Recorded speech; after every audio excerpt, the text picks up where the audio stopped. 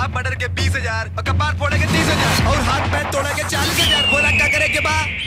वो सब कुछ ना, खाली हाथ पैर तोड़े के बा। हदुआ के जंगल में लेके आई जा। ये क्या है आरती?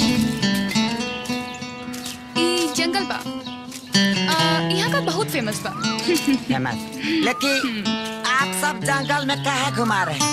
लंदन में ऐसा जंगल ना मिली ना।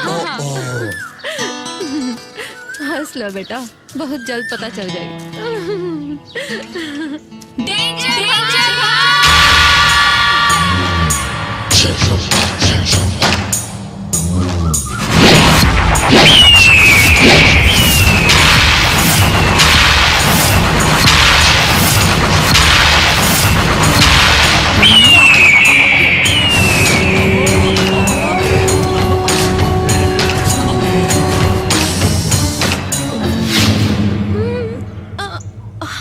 काजी, क्या चाहिए आपको और क्या काम है? तो है दोनों लोगन के हाथ पैर तोड़े के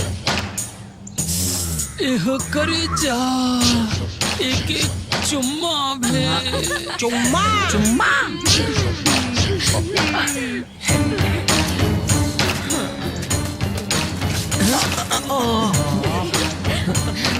देखो मारपीट लड़ाई झगड़ा से आज लेना कोनो मामला सुलझल बा न सुलझी। चाहे वो पाकिस्तान होखे, चाहे इंडिया, चाहे वो अमेरिका होखे या इराक। तेरे ना तो कुछ बोलते। अरे भाई, हमने के तो सकल से इतना शरीफ तब बानी जाना। तू मरबो हम खा ले मार। अगर वो 4 मारो तो हमने के एगो तो मरबे करब जा। अगर हमने के 1 किलो खून बही तो तोहरा लोग 250 तब बहबे करी ना। यही से समझदारी से काम लेना। आखिर पैसा था पाइए गेल बड़ा ना। इतना बढ़िया सुनसान जगह और 2 गो जवान लड़की। दीदी, ये दोनों खुसर पुसर का करा तरह से? जाके हाथ पैर जरूरत हुई है सा। तू नु नहीं हुआ तो आदमी सन के इंजन ता आ गई न बा। एको काम करा, कहा जे मजा ला सा। हमनी के तारा खाती बानी जाना। हाँ चुम्मे ना जवन का बतावन मिली। हाँ ये कारतूस रे कारतूस जी करे तोनी के हमरे के अलावा कुछ और मन करे लगा। भैया रोज लेत लेत हमन का मन हो जी आ गइल बा तो हाथ चुम्मा जो ले ले चल। लोग हमने की तरफ कहाँ आवा था? भाग पूजा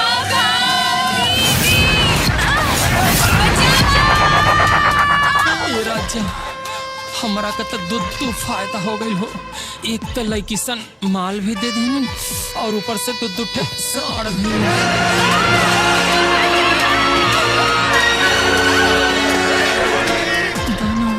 चुम्मा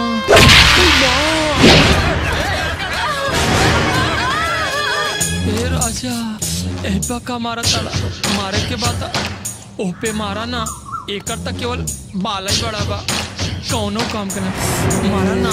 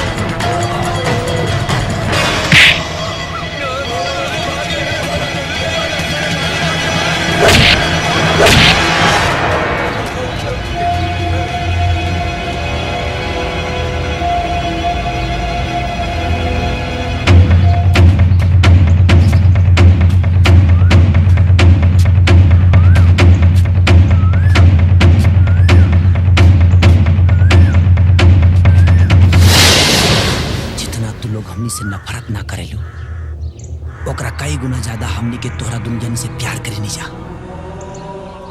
और वही प्यार के चलते अब तक हमनी के रुकल रहनी जा।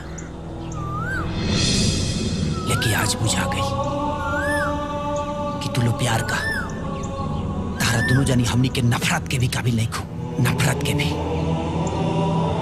हमने के माफ कर दी है। हाँ, पहचाने में भूल हो गई। हाँ जी, भूल ना, बहुत बड़ भूल हो गई। बड़ी भूल तो अब कर तरुजा हमनी के पहचाने में। जौन समझा तरुजा तू लोग वो हमनी के नहीं जा। अब रवा लोगन चाहे जे भी होगी, हमनी के तो मान चुकल बानी जा। रवा लोगन के अपन दिल के राजकुमार।